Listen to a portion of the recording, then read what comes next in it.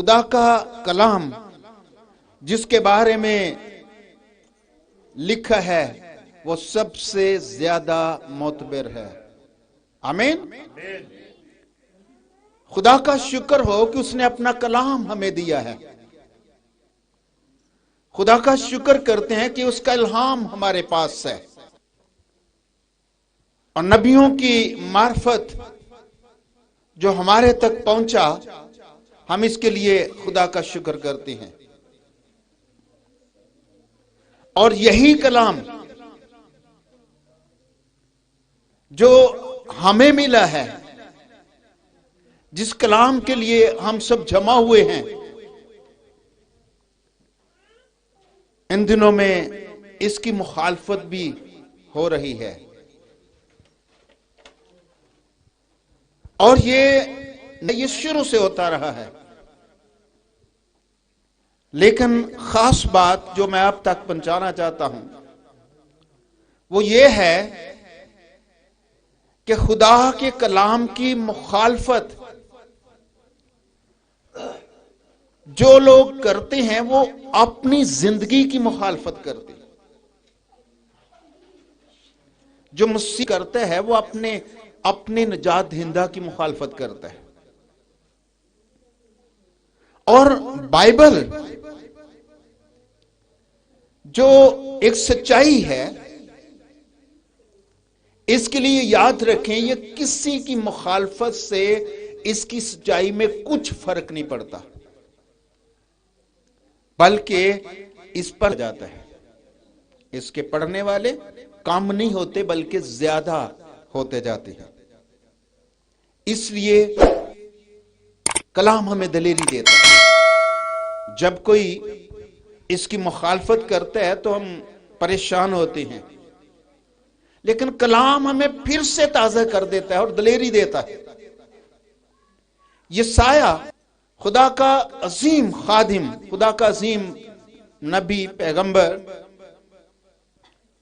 خدا نے اس خادم کو، اپنے بندہ کو دلیری بخشی جب وہ کمزور ہوتا ہے. کمزور ہوا، وہ پریشان ہوا، مخالفت کی جاتی ہے اور خدا کے کلام کی مخالفت کی جاتی ہے، تو خدا نے صبح سویرے اس کے ساتھ کلام کیا اور اسے دلیری بخشی. 50ویں باب میں، یسایہ کے 50ویں باب میں تھوڑا سا اس کو ٹچ کریں گے، پھر میں آگے اپنے مضمون کی طرف بڑھوں گا. 4 آیت میں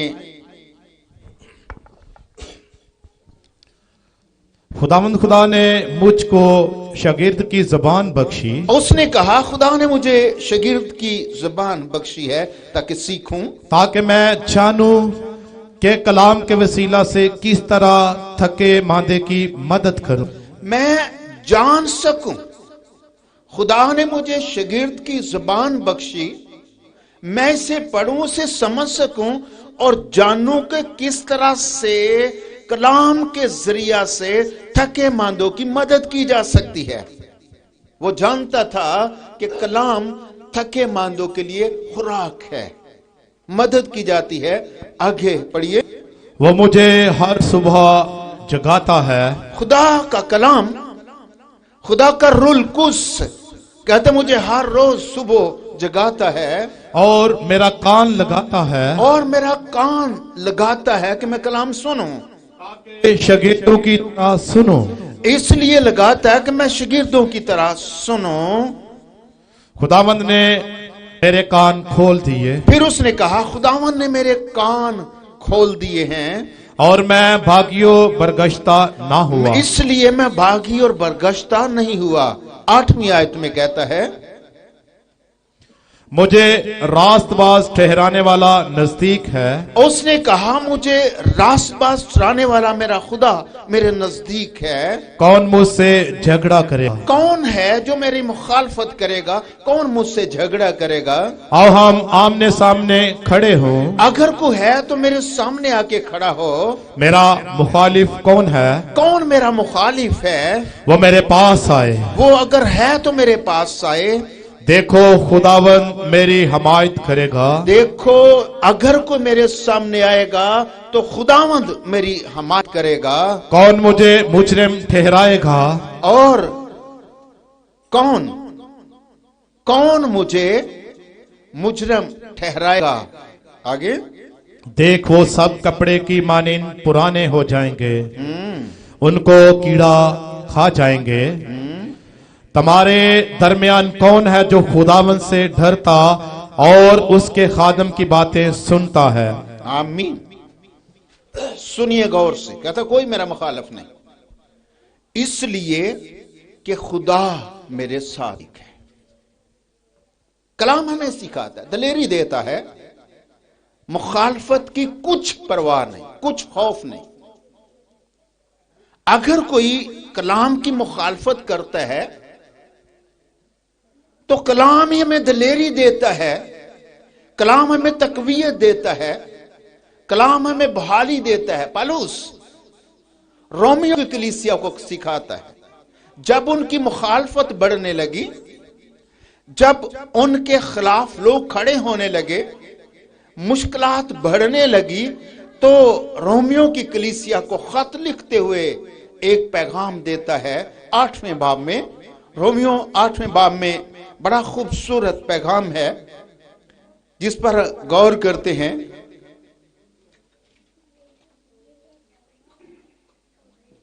इकतीसवीं आयत पढ़िए।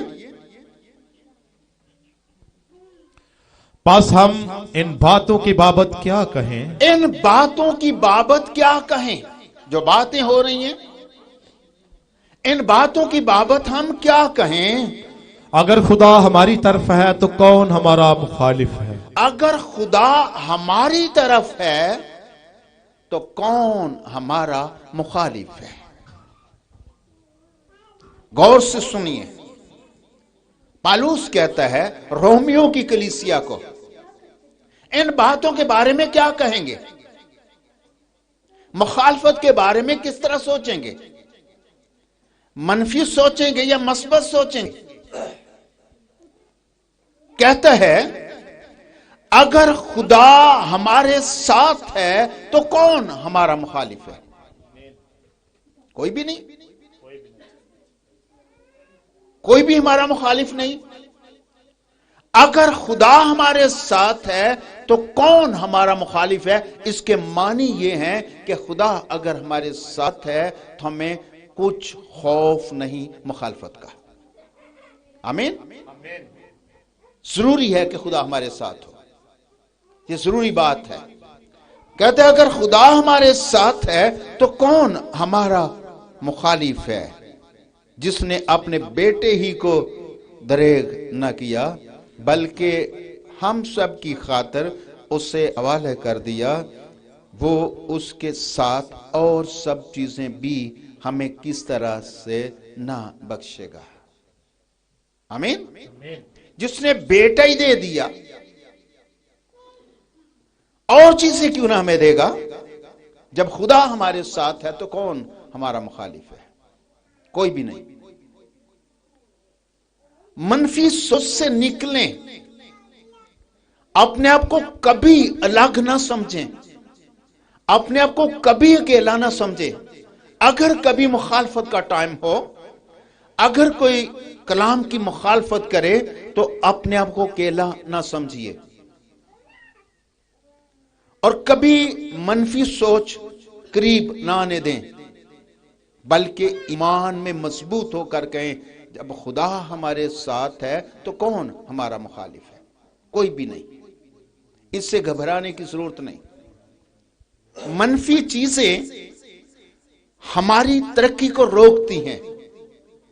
आगे लिखा है इसी में, خدا کے برگزیدوں پر کون نالش کرے گا؟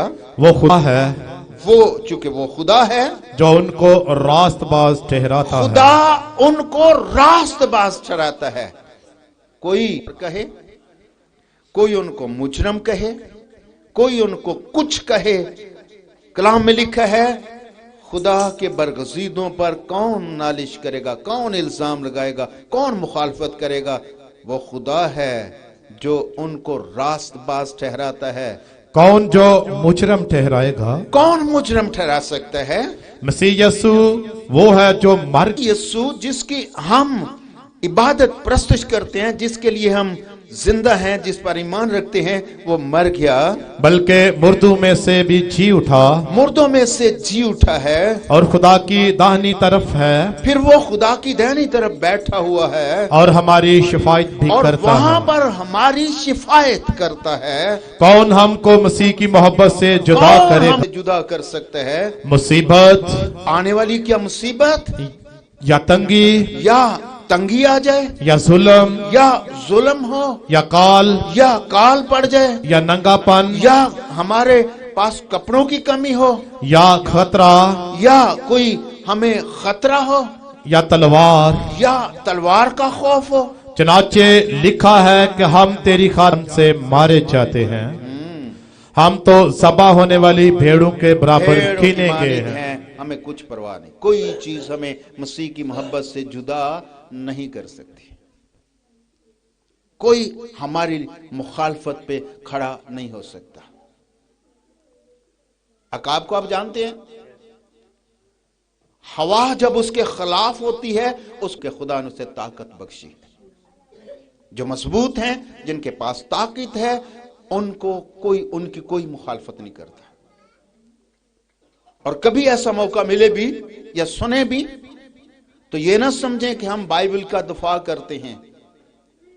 ہم بائبل کی پیروی کرتے ہیں، بائبل کی تابعداری کرتے ہیں، بائبل کی فرما برداری کرتے ہیں. عزت کرنے والا زندہ ہے. آمین. اس کی حفاظت کرنے والا زندہ ہے، اس لیے اس کی کوئی مخالفت نہیں کر سکتا. بائبل سکھاتی ہے اپنے خیالات مضبوط کریں، اپنے آپ کو مضبوط بنائیں. منفی سوچ کو روک دیتی ہے. مجھے ایک چھوٹی سٹوری ملی، میں وہ آپ کو سناتا ہوں. ایک شخص تھا، ایک لڑکا تھا، وہ پیٹرول پمپ پر پیٹرول ڈالتا تھا گاڑیوں میں. جب وہ ڈال رہا تھا تو ایک خوبصورت گاڑی اس کے سامنے آئی. اب لیکن وہ گاڑی کی طرف بار بار دیکھ رہا تھا، بار بار اس کو دیکھ رہا ہے. کاش کہ یہ گاڑی میرے پاس ہو، یہ مسٹی میری ہو. اب وہ مالک جو تھا اس کو بھی پتا لگ گیا کہ یہ گاڑی پر بار بار دیکھتا ہے. اس نے پوچھ لیا کہ کیا مسئلہ کیا ہے، آپ اپنے کام پر توجہ نہیں دے رہے، گاڑی کو دے. اس نے کہا اس لیے دیکھ رہا ہوں کہ میرے پاس بھی ایسی ہونی چاہیے، میرے پاس ایسی کیوں نہیں ہے.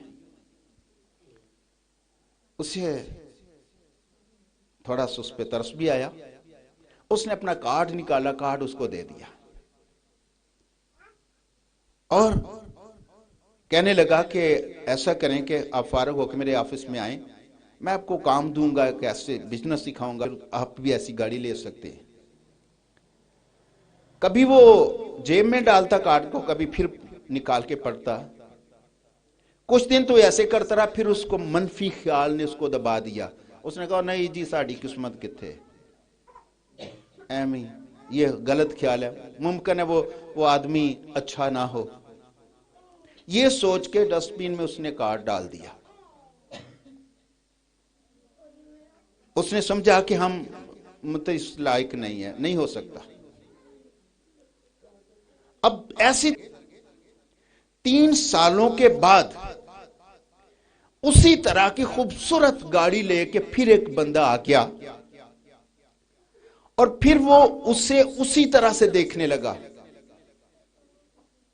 اب وہ دیکھتا ہے اور وہ گاڑی سے جو بندہ نکلتا ہے وہ اس سے कहता गाड़ी को देख रहा है? उसने कहा हाँ।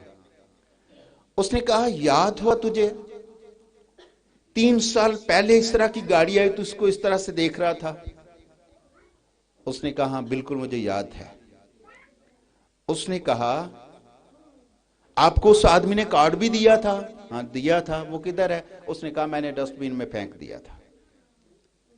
उसने कहा कि वो जो तूने डस्टबिन में फेंका था वो कार्ड मैंने पकड़ा था, मैं भी उस वक्त तेरे साथ पेट्रोल डालता होता था और मैं उस आदमी के पास चला गया और मैंने कहा कि वो तो नहीं आया लेकिन उसका कार्ड मुझे मिला है, मुझे बताओ कि क्या करना है। उसने उसे बिजनेस सिखाया, अब उसके पास अच्छी उस तरह की गाड़ी उसके पास भी थी। जब हम हर चीज को मनफी लेते हैं तो हमारी तरक्की रुक जाती है। बाइबल हमें सिखाती है कि हम खुदा को अपने साथ पाते हैं तो फिर हमें घबराते क्यों हैं?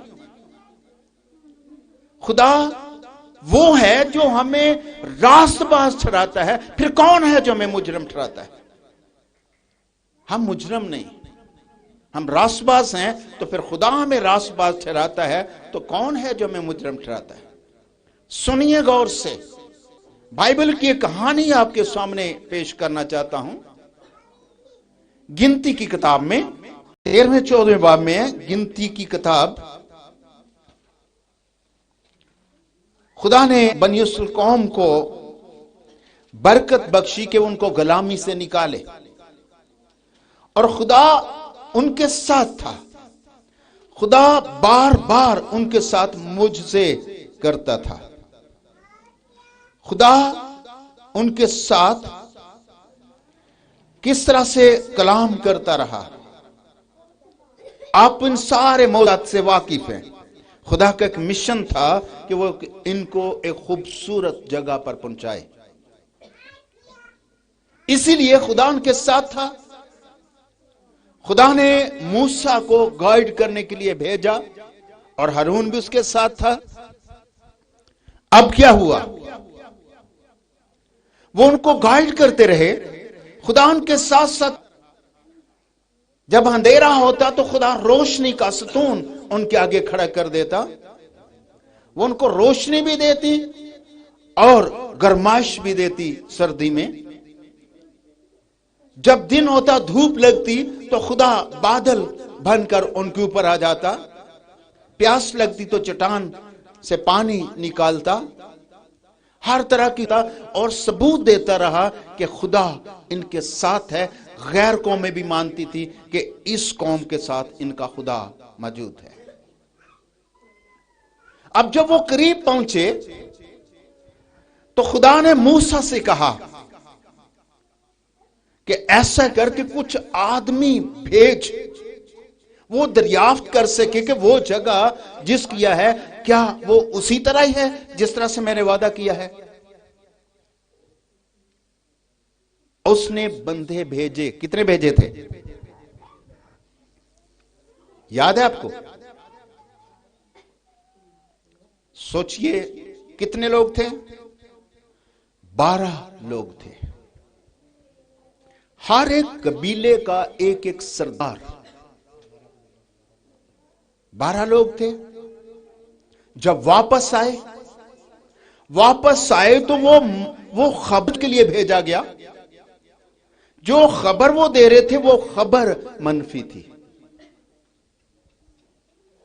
उन्होंने कहा कि ये बात ठीक है कि वहां दूध और शहद बहता है, ये बात ठीक है कि वहां का फ्रूट अच्छा है, वहां की फसल अच्छी है, और अंगूर का एक गुच्छा जो वो लाए थे लकड़ी पर, 2 आदमियों ने वो उठाया हुआ था कंधों पर।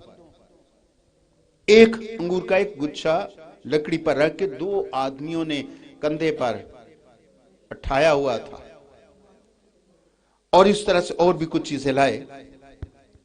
उन्होंने कहा ये सब कुछ ठीक है, जिस तरह खुदा ने बताया वो ही है सब कुछ, लेकिन बात यह है कि वहां पर हम जा नहीं सकते, ये मुश्किल काम है, वहां पर जाना हमारे लिए मुश्किल है। 13वें बाब में 31वीं आयत से पढ़िए। लेकिन जो और आदमी उसके साथ गए थे, बल्कि 30वीं से पढ़े तो ज्यादा क्लियर होगा। तब कालिब ने मूसा के सामने लोगों को चुप कराया।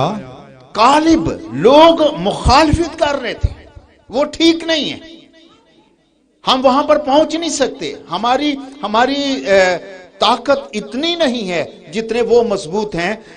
तब कालिब ने मूसा के सामने लोगों को चुप कराया कि गल तो सुन लो ध्यान नाल, और कहा चलो हम एकदम जाकर उस पर कब्जा करें। उसने कहा कब्जा कर सकते हैं, क्यों नहीं कर सकते। ये भी उनके साथ थे, यीशु और कालिब भी उनके साथ थे। 12 लोग थे, 10 लोग तो मुखालफत वाले थे, मनफी ख्याल वाले थे, 2 लोग मस्बत थे। ये 10 लोग कह रहे थे नहीं जा सकते, लेकिन कालिब ने कहा जा सकते हैं, क्यों नहीं जा सकते, हम जाएं अभी उस पर कब्जा करें। आगे, क्योंकि हम इस काबिल हैं कि उस पर तसर्रुफ कर लें। हम इस काबिल हैं, हम गालिब आ सकते हैं। आगे, लेकिन जो और आदमी उसके साथ गए थे, और जो बाकी 10 आदमी उसके साथ गए थे, वो कहने लगे हम इस लायक नहीं उन्हें क्या असी ते इस लायक ही नहीं कि उन लोगों पर हमला करें, हम तो इस लायक ही नहीं कि उनके साथ हम हमला करें, क्योंकि वो हमसे ज्यादा जोरावर हैं। इसलिए कि वो हमारे से तो ज्यादा जोरावर हैं। उन आदमियों ने बनी इसराइल को उस मुल्क की जिसे वो देखने गए थे बुरी खबर दी।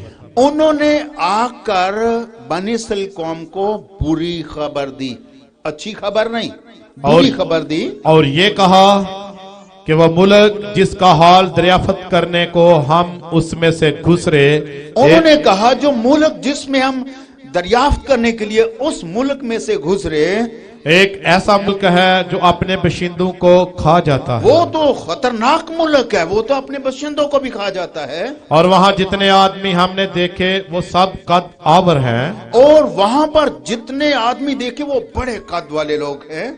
और हमने वहाँ बनी अनाक को भी देखा, वहां बनी अनाक भी हमें मिला, जो जब्बार है, वो तो जबार है, और जब्बारों की तो जबारों की नस्ल से है। और हमने अपनी ही निगाह में ऐसे थे जैसे टिड्डे होते हैं, हमने अपनी निगाह में समझा हम टिड्डे हैं इनके सामने, और ऐसे ही उनकी निगाह में थे, और हम उनकी निगाह में भी टिड्डे थे और अपनी निगाह में भी टिड्डे थे। जब हम अपनी निगाह में खुद ही टिड्डे बन जाते हैं तो कभी तरक्की नहीं कर सकते। उनकी निगाह में कुछ भी हो सकता है, वो हमें कुछ भी कह सकते हैं, लेकिन हमें अपनी निगाह में टिड्डे नहीं बनना। उन्होंने कहा टिड्डे थे, उनकी निगाह में भी टिड्डे थे। आगे लिखा 14वें बाब में, तब सारी जमात जोर से चीखने लगी, सारी जमात चीखने लगी, मौत नजर आने लगी, और वो लोग उस रात रोते ही रहे। और सारी रात लोग रोते रहे कि बस अगे मौत ही है। वो लेके जो आ रहा था वो उनके लिए खूबसूरत जगह लेके किया गया, उनको वहां पर पहुंचाना जा रहा था। खुदा ने इतने मौजे किए, कहां से निकाला कहां तक पहुंचाया।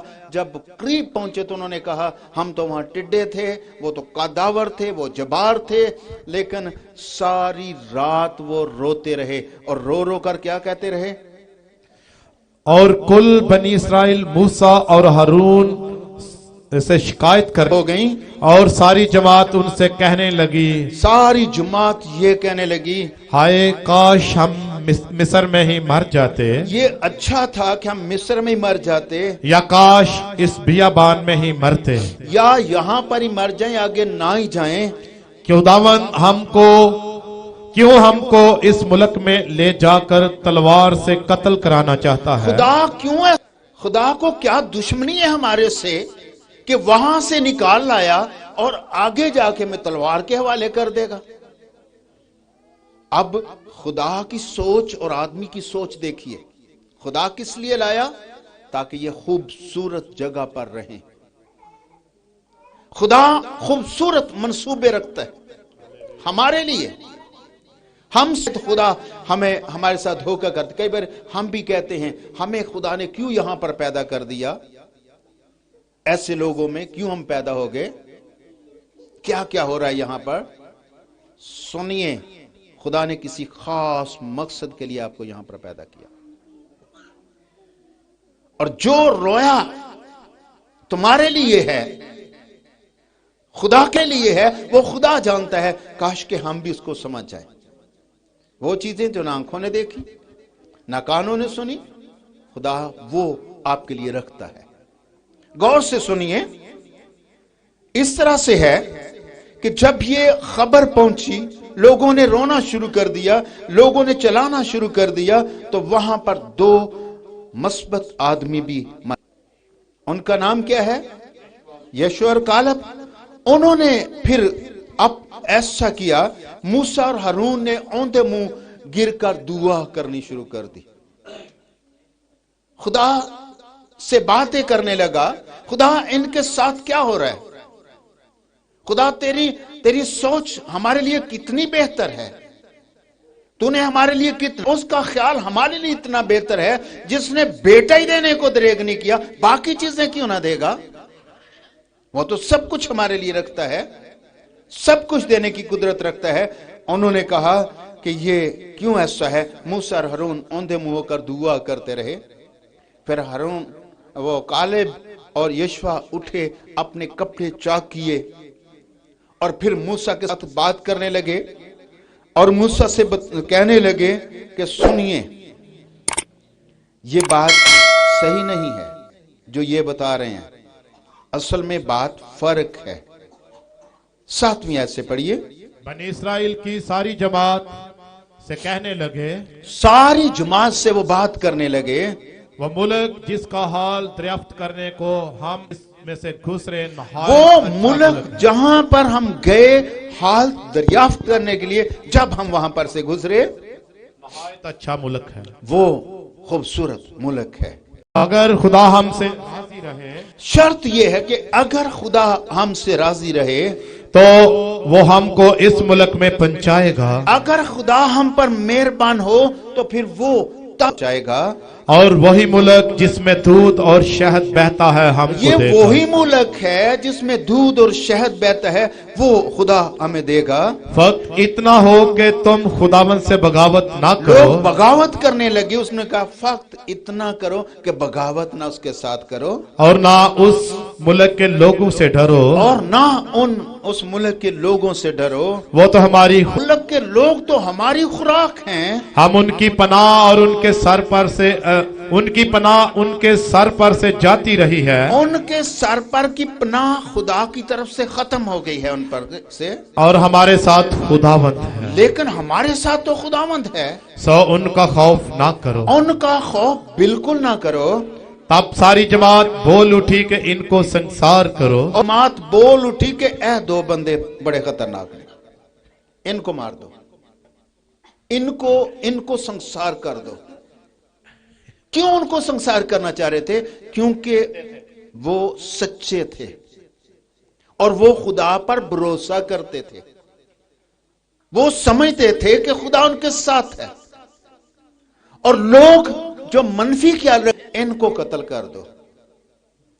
آج بھی خدا کے لوگوں کے کیوں لوگ مخالف ہیں؟ منفی ہے, سوچ منفی ہے.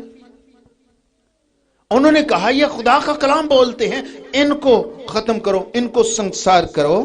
اس وقت خیمہ اجتماع میں سب بنی اسرائیل کے سامنے خدا کا جلال نمایاں ہوا, خدا کا جلال وہاں پر چمکا. اور پھر خدا نے موسیٰ سے کلام کیا, یہ لوگ کب تک میری توہین یہ کرتے لوگ رہیں کب گے, تک میری توہین کرتے رہیں گے, اور باوجود ان سب موج سوکے جو میں نے ان کے درمیان کیے, کب تک مجھ پر ایمان نہ لائیں گے. اتنے معجزے دیکھے ابھی بھی یہ یقین نہیں کرتے.